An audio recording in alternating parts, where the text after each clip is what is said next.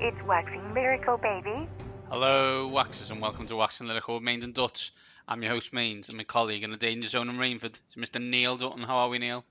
3-3. 3-3. We are late this week, very late. Scheduling conflicts on Tuesday and Wednesday, and illness on Thursday mean this is a Friday night pod. Yeah, that's right. We're old. We don't go boozing. We do podcasts on a Friday night. That's what we do. Super cool. Yes, so Thursday night has already happened, but as always, we don't usually talk about those games anyway, because it kind of messes up the schedule, and also your DFS team could be finished with by the time you even listen to the pod. So, and they usually suck, let's be honest. And they do usually suck, and last night was no exception. The only difference is that it's usually the road team that sucks. It wasn't this week.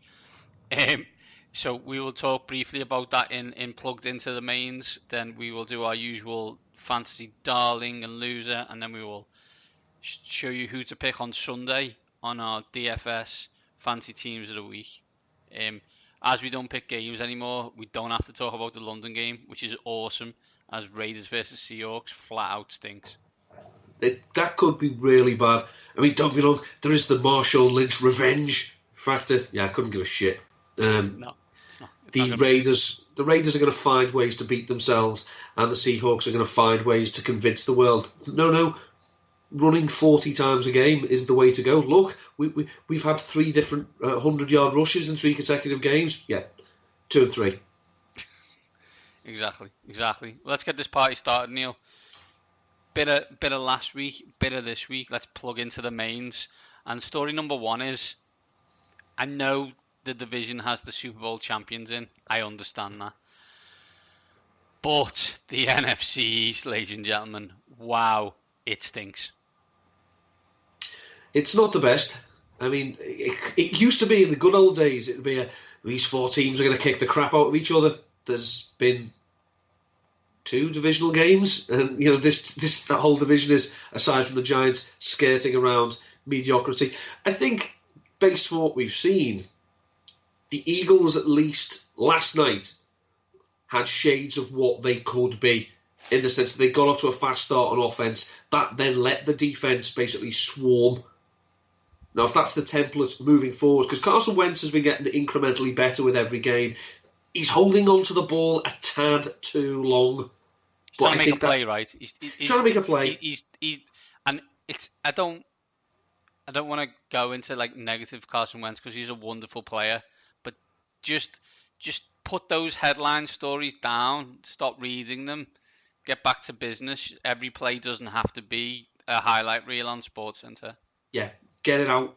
I mean, I know this offense, as you say, is like a mixture of West Coast, some college principles. Well, let's go with the Air Coryell principle. Get it out of your hand. There's nothing open downfield. There must be someone open close at hand. I mean, there were a couple of big plays the Eagles did have, and a big problem for the Eagles has been this year that there's a lack of speed. You don't actually realise how big a role Torrey Smith played last year. Didn't get a lot of catches, but you have to respect the deep speed, so it does open things up a bit. Jordan Matthews, bless him, is not quick. He's not fast. He's probably shifty. Nelson Aguilar, again, is shifty. Alshon Jeffrey's never been a speed guy. So you just a couple of plays where literally he got the ball off a snap early before he was going to get killed. But that's carping criticism. The rest of the other 3 teams, the Giants are an absolute car wreck. Let's do more. As a group, the Eagles are the best team. The other 3 teams are still playing 1990s football, where they think they only need 16 points to win a game, which is cool. But the issue with that is you need to stop the other team from scoring 40. So if we go in alpha order, let's start with your Dallas Cowboys. How about them Cowboys? According to Jerry Jones, an offense similar to the LA Rams. Don't know if he's watching the LA Rams under Jeff Fisher. Maybe he needs to move forward in time a little bit. He has no offensive skill talent, and he has a decent defense that can stop people from playing games, which is really good. That's really helpful. But you need to score 30, Jerry, and your team doesn't. And they won't with that head coach, and you won't sack him, because if you sack him, then you'd have to bring someone in who would stop you from doing all the things you want to do. I just think that if you've basically decided you're not going to have a passing game, so you set yourself up that the only way you can run your offense is to run the ball, and you do not go for it on 4th and 1 on the opposition 42-yard line in overtime, you punt the ball away, then you may as well pack in. Because seriously, all you've sold the whole world on for the last 4 or 5 years we can run the ball, it helps our defence. Well, it really isn't, because what helps your defence is scoring points. So they don't have to be perfect. It's that mentality of, they only have to be, the opposition only have to get lucky once. You have to be lucky every single time. And, it's still not that talented a unit. But that decision, and the best excuse I had was, well, it was a long 1 yard. Well, I'm terribly sorry. I know everything's bigger in Texas, but for me, 1 yard's 1 yard. And you've got this bruising offensive line. You've got Ezekiel Elliott, who is your offense, and you don't go for it. What is the point? You're not trying to win.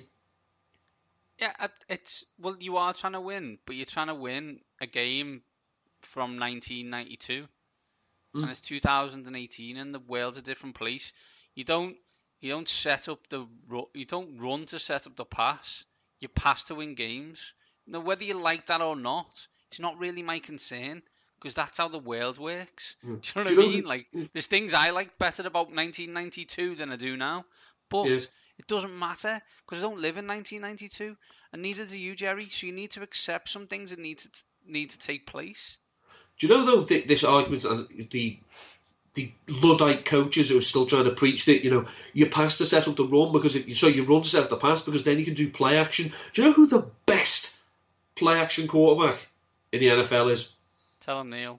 It's Kirk Cousins. Do you know which team has the worst rushing attack in the NFL? I know. It's the Minnesota Vikings. The Minnesota Vikings, exactly. Yeah. To quote, I think it was Josh Hermsmeyer, play action just works.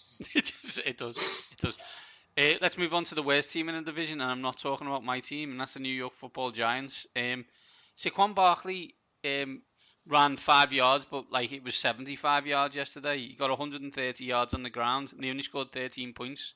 If you're unsure, Dave Gettleman, while people laughed at you for taking Saquon Barkley over a quarterback, there's your answer.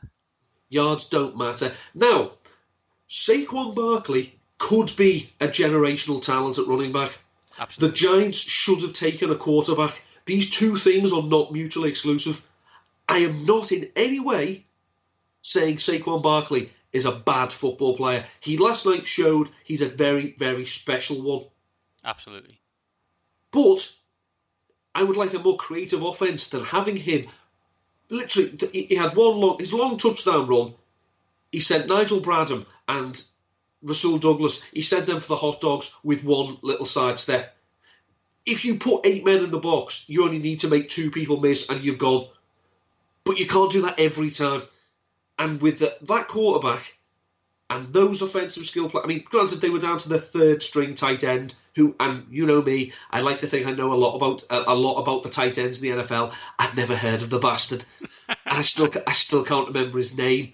Yeah. But they were giving the ball to Eli was passing the ball to Odell Beckham 5 yards behind the line of scrimmage, while there's a man 4 yards away from him and another man approaching at high speed. And towards the end of the game, Beckham was literally stopping and waiting to be tackled. It was painful to watch, but this is what they want. They've gone out of their way to show the world that this is what they want, and they've come out with it again saying, no, we believe in Eli. Do you believe in the tooth fairy? See, Christ almighty, what does if you're watching this, if you're watching what they put out on offense, if you're watching Eli overthrow his receiver, and by receiver I mean Jalen Mills, because he was trying to get intercepted at some point, but he was thrown behind people, he's thrown at people's feet, he's fumbling the ball whenever he gets touched, or he's thrown at his lineman's feet to avoid getting touched. My God. Then not only have you wasted the pick taking Saquon Barkley, you're wasting his talent. Absolutely, Neil. And then, if I wanted a team to get basically a 2-week break and then be absolutely terrible and look like they'd played the game before, I would pick a Jay Gruden team. By Jove, when we talk, and we've talked about it a lot, about Andy Reid and his exceptional, unbelievable record out of bye, the opposite of that would be the Washington semi-professional football team's head coach. Now, this time, it so happens to be Jay Gruden, but to be fair, it's been all of them post Joe Gibbs the first time. So I just look and think, you set yourself up to fail knowing that you're the team that's going to allow Drew Brees to get the touchdown and the yards necessary. Could we not? You stopped him with a touchdown, so well done. Could we not make it a dump off that then we missed 3 tackles on because we don't make a good run, and he goes for 60 yards? Like Washington. Do you know what the most annoying thing about Washington is? Supporting them. Yeah, that's not. But they are probably going to beat Carolina this week, which is absolutely outrageous, but it basically sums them up. Like, they're just the most... Like, we used to joke about Dallas being that 8-8-7. Like, Washington literally, bleed 8-8, 7-9. And if people wonder, in Washington, in their ivory tower that they're trying to sell for $49 million. That's right, Daniel Snyder's trying to sell his house in Washington in this climate for $49 million. Don't know why it's not 50. Well, that'd be ostentatious. Why no one turns up to the stadium anymore, which is in the middle of nowhere, which is in a really bad location. It's because basically since about 1995 or when you took over, the product on the field has been nothing short of embarrassing. I can only assume, watching the highlights, the condensed game on Monday, that the running back room had been pinning "kick me" to the back of Alex Smith for the whole 2 weeks, because the hospital passes he was throwing them that got Peterson hurt and got Chris Thompson hurt. We know Alex Smith is one thing and he's accurate, so he meant to put that ball there. Well, he was accurately bad on thing, and his yards per throws are going up exponentially across the league. Yes, that's right. Alex Smith is down a yard. It's almost as if supporting cast helps. Luckily though, we got rid of a cornerback who we probably needed, as the one we're paying £8 billion to can't play man to man and needs to play zone. But it's all right, because he's keeping it. He's keeping his opinions to himself. Well, he is if you check his Twitter timeline now, because those comments don't exist. I do believe can't guard Mike's do though. Yeah, can't guard Mike's do. That's enough on the NFC East, because I could rant on this for days. And it's a terrible division. There's much better divisions. But we're not going to talk positive. We're going to talk negative again. And our second plugged into the mains is that there are a lot of coaches on the hot seat. And you know what? This year is a really bad time to sack a head coach, and I'm going to explain why. So let's talk a few coaches on the hot seat. Bill O'Brien. Bullshit artist. He's terrible. You've actually got a quarterback, I think, and you don't know how to use him. We'll see. And Dutton's pulling that face. I know someone in our text group who's probably going to be going, no, he hasn't, means in a Welsh accent. Jason Garrett should be on a hot seat, but he can't, because much like a Supreme Court justice, it seems that Jason Garrett's got a lifetime appointment. Mike McCarthy. Unless the hot seat is Jerry Jones's lap, then Jason Garrett's seat is not hot. That is gross. Mike McCarthy. Now I know you think I'm going to bet it. No, come on, Jesus! Surely this time there's got to be there's got to be a point where he has to be fired. I think you're winning. I know it could work on a history will always prove me right kind of situation, but literally there's now Green Bay Packers fans creating petitions to sack this man. Just because I was 5 years ahead of the curve doesn't matter. Tom Brady was once interviewed by E.O. Connor, who wrote a book, I think, about Tom Brady, and he said, what do you think would happen if Aaron Rodgers was in Bill Belichick's system? And he said he'd throw for 7,000 yards. Just so you know, Aaron Rodgers hasn't thrown for 7,000 yards in the Green Bay Packer offense. Well, it'd help if he could stay healthy. Well, he plays when he's got one leg. That's his problem. Yeah. If Dan Quinn. Nah. Yeah, but don't buy it. No, but when I'm saying it's a hot seat, I look at Arthur Blank and he's like, we should have won the Super Bowl. We never. We used to have the most innovative offense in the league. We now don't. Our quarterback is now getting older, and we've got no defenders. It becomes an issue at some point. Are you going to say to Dan Quinn and his staff, are we okay to let them pick everybody again? That's what I mean by hot seat. And then another obvious one is Vance Joseph, who after that performance in the Jets was despicable. They're 1-9 on the road. Now, you just say, okay, mate, you just named a load of coaches, right? So what? So usually in the NFL, what would happen is the next head coach comes from the best teams' coordinators, basically. So let's do it then, okay? So best two teams in the league at the moment, I think we can fair to say, are the St. Louis Rams and the Kansas City Chiefs. Yeah. I don't think Wade Phillips is going to be a head coach again. I think he's done. And the offensive coordinator for the St. Louis Rams is me. And no one's given me a job because I've never called a play in my life. Kansas City Chiefs, how's that defense working out? It's the worst in the league. And again, the offensive coordinator is Big Red. Nobody else. Haven't we already... Josh McDaniels isn't going anywhere. No. They're not going to promote the defensive coordinator again to the head coaching job after 1 year. So then you think, okay, we're running a load of college schemes. Maybe we need to get a college coach. Okay. Well, the best college coaches are Nick Saban, not going anywhere. A couple of others, maybe. The only one you're going to go for is Lincoln Riley from Oklahoma. So Lincoln Riley right now, who, by the way, his team just got beat by Texas, but anyway, we'll let him off. Could be the richest man on the planet, but I've named 6 guys there, or 5 guys who are going to get fired, and he's only one guy. So that means for some of these teams, Dutton, and for those who were there in the past, there's a Jim Zorn in someone's future. Yeah, I mean, there's names that jump out to me, as you say, coordinators who've done well, who maybe not get the publicity. Bill Lazor, who... Pew, pew. Exactly, thank you for the cheap sound effect. Still won't make us plugged into the main sound effect, but you'll make that shite. Thanks for that. Since he's been offensive coordinator, Andy Dalton has been very, very good. And he showed last week he was quite creative, but that's a tease because that will come back as we do our teams of the week. He's an obvious one. Another name that always seems to crop up, but defensively, you actually look at it, he's not been that wonderful. It's Jim Schwartz.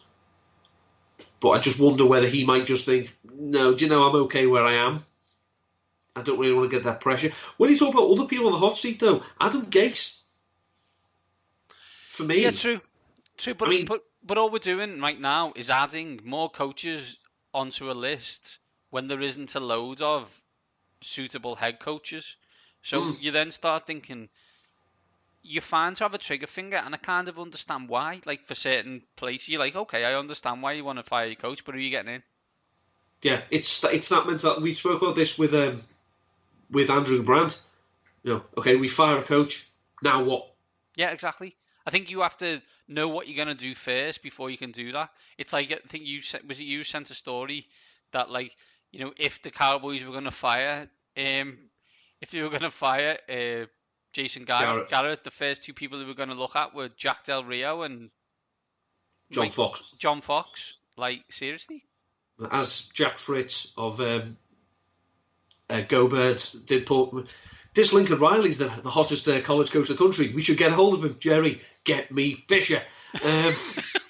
Exactly, do you know what I mean? Like, literally, there'll be a report between now and week 17 that Jeff Fisher is going to be interviewed for a head coaching job.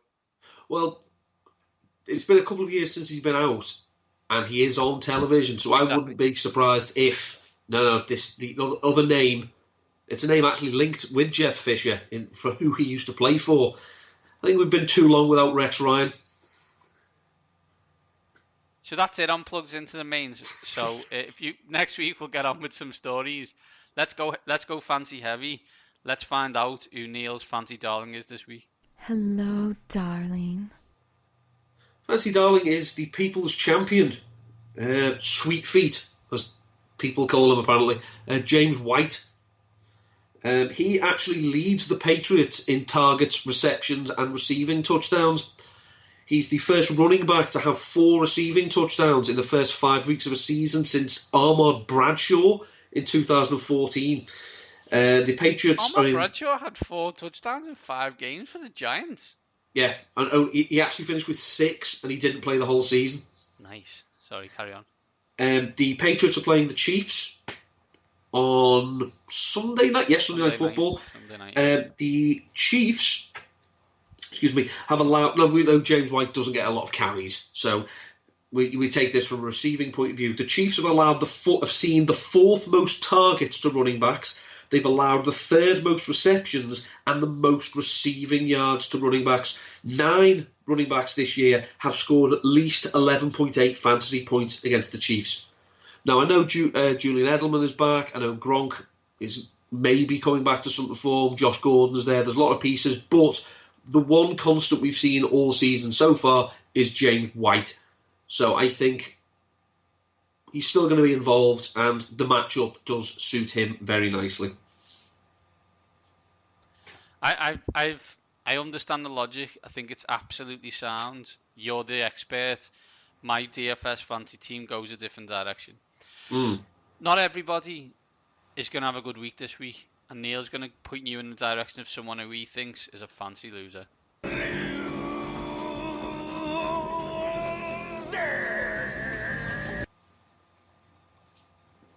Ben Roethlisberger.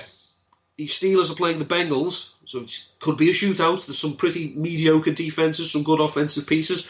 However, in his last 5 seasons, Ben has played in 22 road games with an early start time.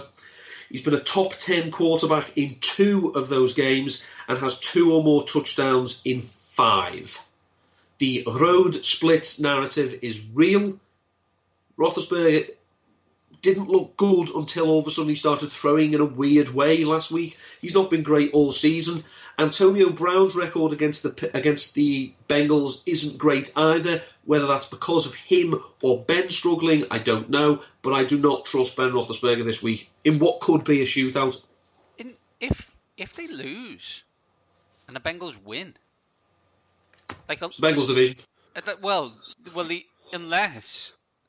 Unless the Cleveland Browns beat the Los Angeles Chargers. Don't. And it's a 2-horse race between the Cincinnati Bengals and the Cleveland Browns. Don't buy the hype. Come on. No, but I'm not saying I'm buying the hype, Neil. Look at my predictions for the year. I picked basically a clean sweep of Los Angeles Chargers players. So I'm going to pick the Chargers to win it because the only 2 games they've lost this year are to the LA Rams and the Kansas City Chiefs, who've lost a combined total of 0 games. Do you know, though, last week that the game-winning field goal for the Browns, have you ever seen an uglier field goal in non-snowy conditions? No, I think this is where we joke a lot, like, I've always wanted to kick it. I've always wanted to play like a professional. I know, and I said it a few weeks ago. I know I could kick in the NFL right now. It's so simple because there's so many bad kickers. It's absolutely unbelievable. I mean, we're not experts, so we don't know. We know if a block looks good because it opens up a gap. We know if someone makes a good, lovely touch pass. I've never been one to, I've never considered myself an expert on the aesthetics of the kicking game, but that Browns kicker is the ugliest kicker I've ever seen. I don't mean handsome-wise, he's quite a good-looking chap, but I mean his kicking technique is awful. It just looks disgusting, and he's going to cost them games. I think we need to start a campaign where we just say we need to just scrap kicking in the NFL. Go for it on 4th down, and you have to go for 2 points. Just let's get on with it. Just We're just wasting our time here with these kickers because they're actually everything else is getting better and they're getting worse. Yeah. Well, that's what friend Ross Tucker said, wasn't it? He said, all these highly trained, highly paid athletes are knocking the crap out of each other for more money than has ever been had, for more passing yards, for a game to come down to some 5'10" skinny lad. No. No. I saw he wrote an article on it and Jay Feely responded that he wasn't very happy with all the crap offensive line play. No, Jay. Not really. Do us a favour. Do us a favour, Jay. Go and boil your head. Yeah. So that's who we think you should be picking in your picking or not picking in your standard leagues or possibly in your DFS. We've actually got a full DFS team that me and Neil would like to share. Mains and Duts. Daily Fantasy Team of the Week. Show me the money. So Neil, who's your quarterback this week?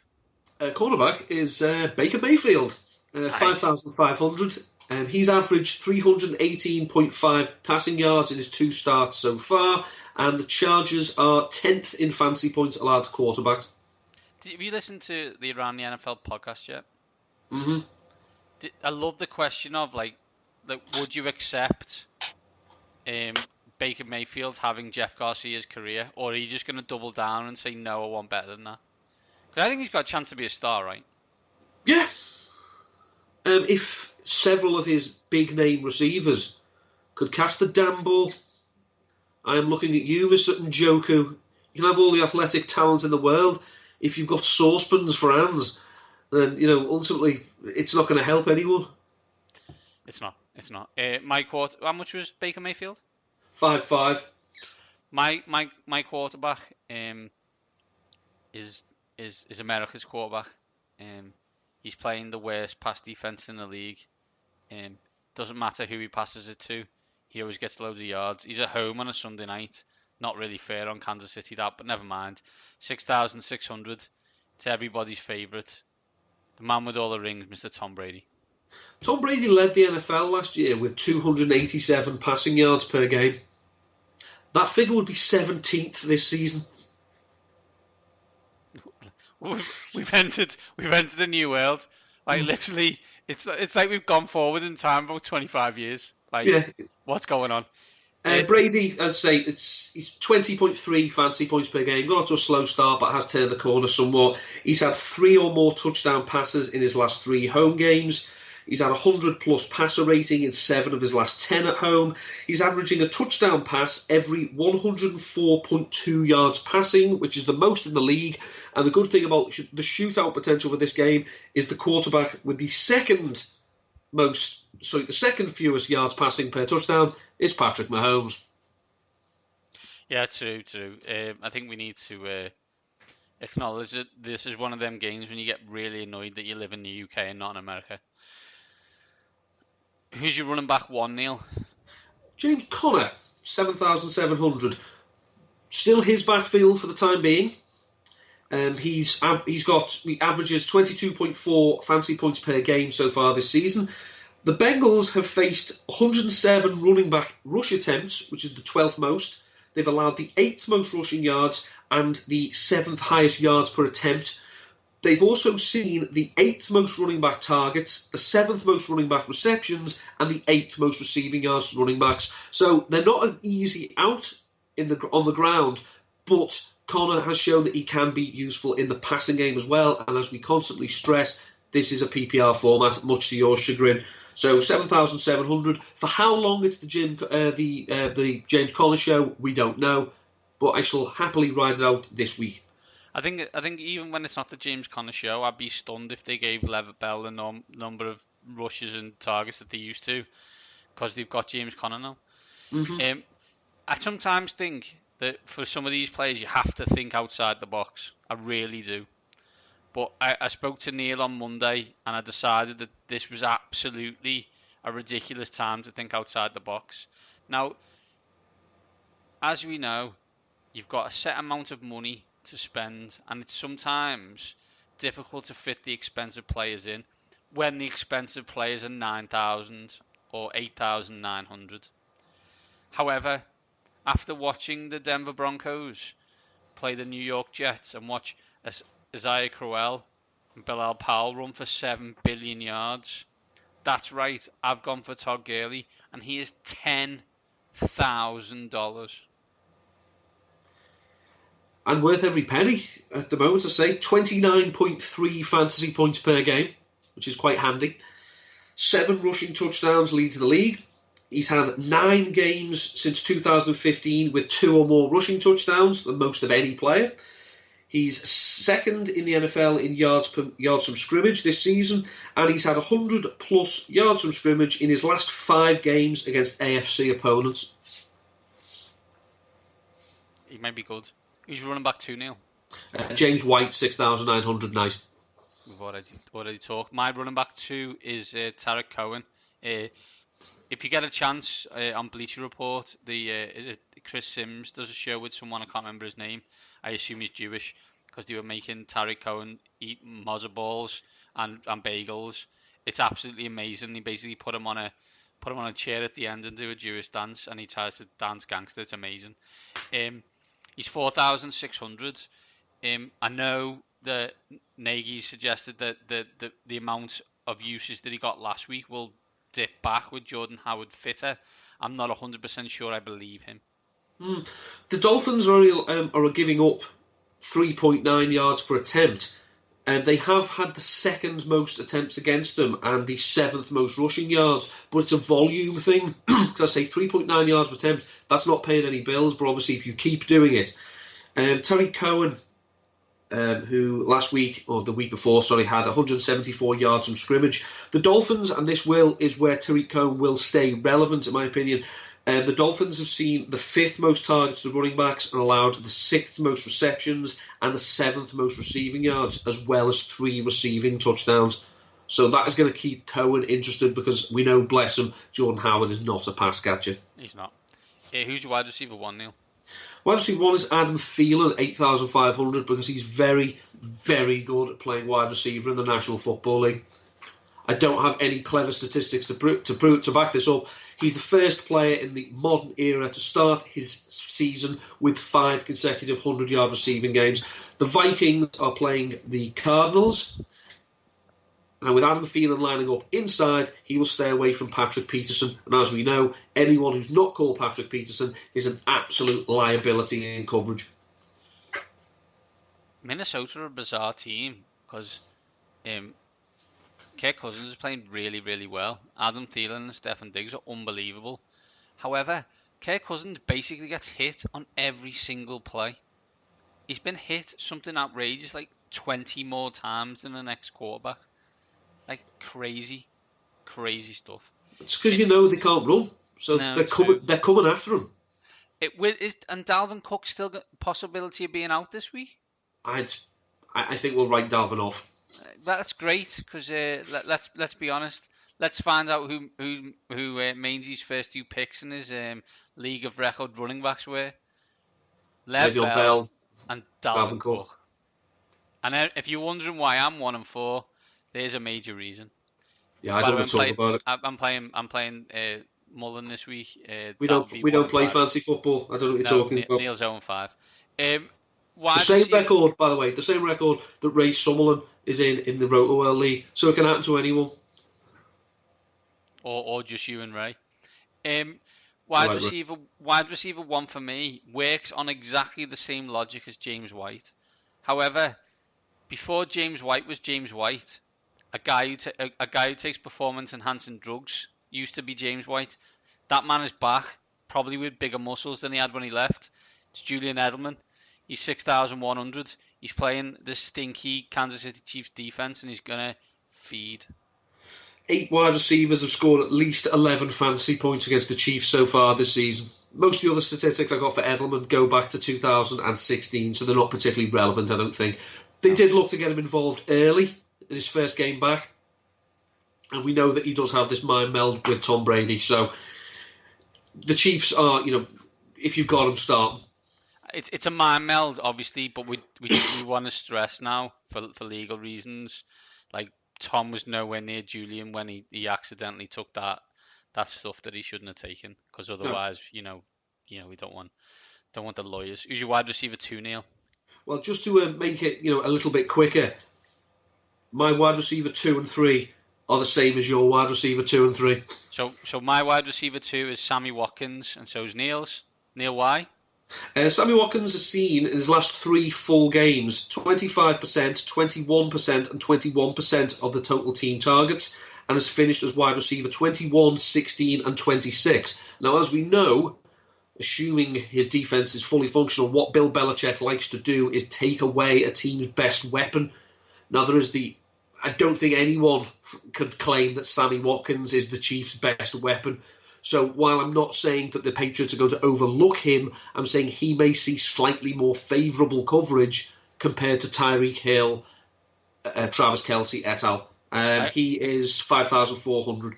And that was kind of my logic as well, as, he's probably third choice, and they will definitely try and stop the first two, as they can hurt you really badly. Again, it's PPR, so maybe Sammy Watkins gets 6 or 7 catches. Wide receiver 3 was my wide receiver 3 last week, I think, and that is Mohamed Sanu, who's still 4,800. Yeah, he's questionable, so he may not play, but he's leaning towards playing.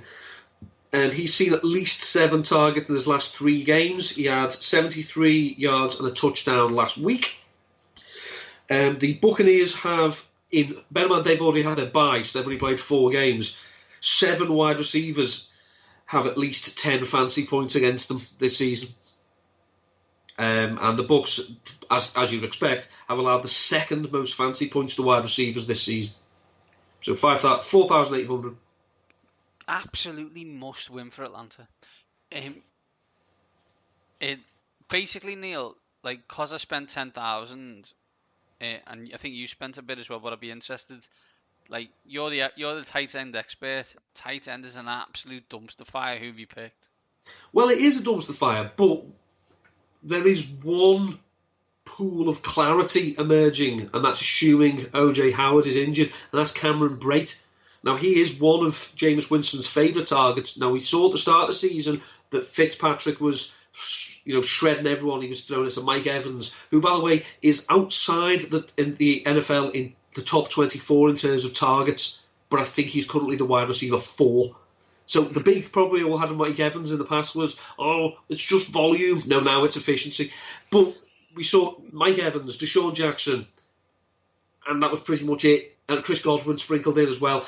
Well, now O.J. Howard, if he plays, he's not going to be healthy. We've seen Jameis Winston uses Cameron Brate in the red zone. Now, Cameron Brate, since coming back, has scored a touchdown in his last 2 games.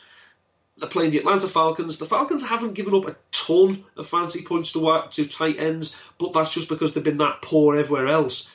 You don't have to target them. And to be fair, they've not exactly faced a murderer's row of tight ends. So 4,600, the other Harvard attendee in the Tampa Bay Buccaneers offense. My tight end is 3,400. Yes, I have kind of run out of money.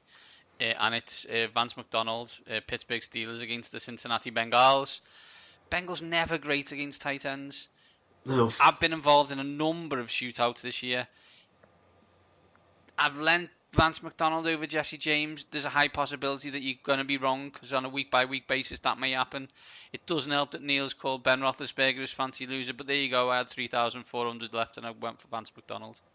If fancy teams were just dictated by talent, then Vance McDonald would be the leading tight end, because he plays more snaps, he runs more routes, and he's a better player than Jesse James. Unfortunately, it's as I say, it just seems to be they're flip-flopping. Now, Vance McDonald was on the field for the first snap last week, so ostensibly he was the starter, but for some reason he didn't get going. Jesse James did. I really hope this isn't a whichever one you pick, you're going to be wrong, because Vance McDonald, at his current price, that's a steal. Yeah. But if it's not a Vance McDonald week, it's a waste of money. Exactly, and that's the issue. But when you spend 10,000 on Todd Gurley, sometimes you have to take these risks. Who's your flex option, Neil? Flex is Terry Cohen, 4,600. Well, I'm feeling I should either feel quietly confident or really, really concerned by my team, as it's very similar to yours. My flex is Tyler Boyd, Cincinnati Bengals, just playing really, really good football and allowing Andy Dalton to have probably, well, if not his best season, the best season since 2015. Tyler Boyd has 100 plus receiving yards in 2 of his last 3.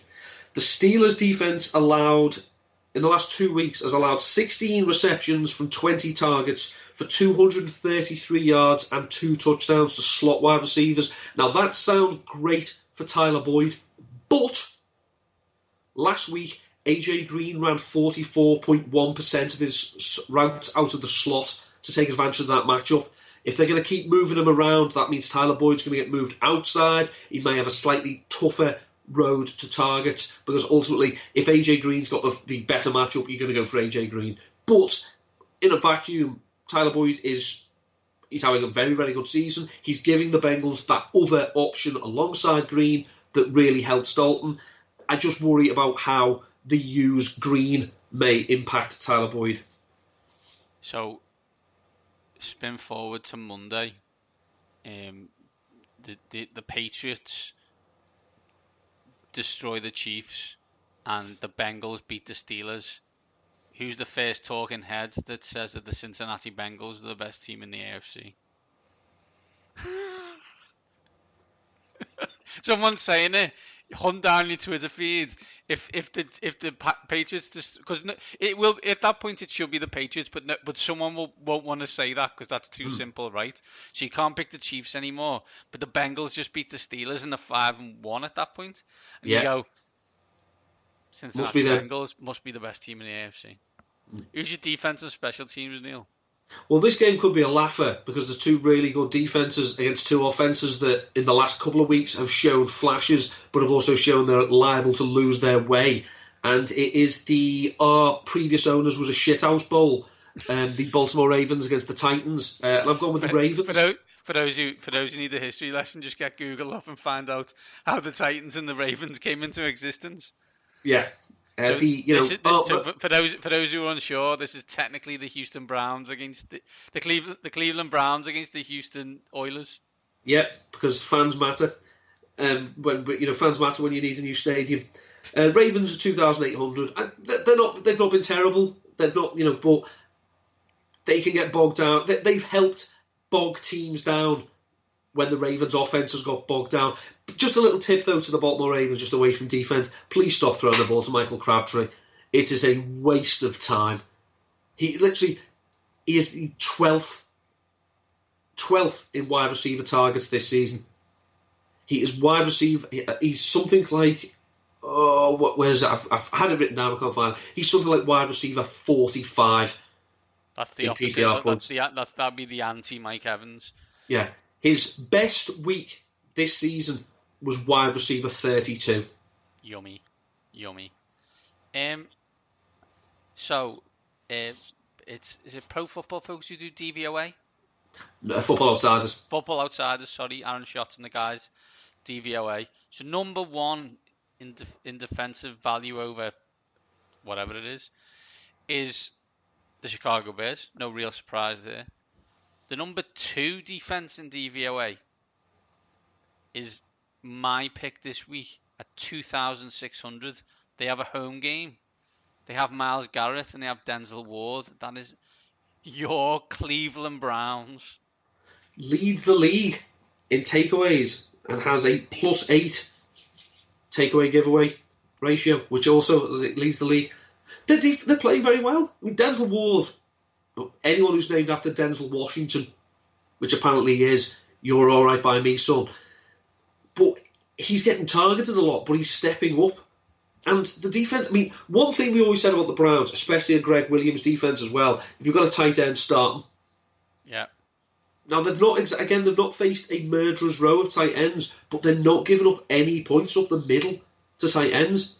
Now, that must come down to scheme. I will raise my hat to a horrible human being, 60% G. But their defense is good. Myles Garrett is a wrecking machine. The other, was it Obajobi, whatever his name is, the other fella, is really good. They've got some lovely pieces on defense.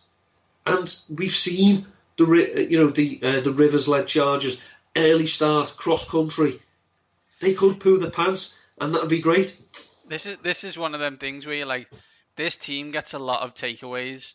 Oh, look, they're playing Phil Rivers on the road. early start game. That's interesting. I think I'll take some of that. Neil, for the defense, as you say, I mean, I've been quite balanced on my team, whereas I see you went just for Gurley, which I'm not criticising in any sense of the word. Yeah. Defense was a bit like, I'll just get me something. Exactly right, exactly. You've got to angle that on one little thing, I guess. So let's recap, Neil. Who's quarterback? Baker Mayfield. I have Tom Brady, running back. James Conner. I have Todd Gurley, running back 2. James White. I have Tarek Cohen, wide receiver 1. Adam Thielen. I've got Julian Edelman, wide receiver 2. Sammy Watkins. I also have Sammy Watkins, wide receiver 3. Mohamed Sanu. Same. Tight end. Cameron Brate. I've got Vance McDonald, flex. Tariq Cohen. I've got Tyler Boyd, and your defense and special teams. The Baltimore Ravens. I've got the Browns. And just on the defense and special teams, it does mean you get Justin Tucker in your team, which is always pretty cool. Neil, where can people catch you on the internet over the next week or so? Well, say at the moment, I'm at Endalton13 on Twitter. You'll have read most of my pieces already. Thank you, I really appreciate it. But if you didn't, you can find my weekly stats column on Numberfire. 5 stats you need to know. My game level similarity projections for quarterbacks and tight ends at Rotoviz, and also my wide receiver usage report. This week I look obviously at the weekly target leaders. I make a few observations about people who may be coming into a bit of form, but I look at people who literally have done absolutely nothing to justify the faith their quarterbacks keep having in them. Bit of luck. First time in 3 weeks I should be on with Nat Coombs and Iron Mike about 5:30 on Sunday on TalkSport 2. Fantastic, Neil. I'm at Maindy7. Combined, we are at waxing_lyrical. For those who are listening to us on their journey to Wembley, enjoy Wembley and the game. Or when we say enjoy the game, enjoy the festivities, because it's always a great time to go. And I do hope you get to see Marshawn Lynch play well, and also you get the chance to see Russell Wilson, which you can never argue with. That's it from us. We'll be back next week. These top guys are out.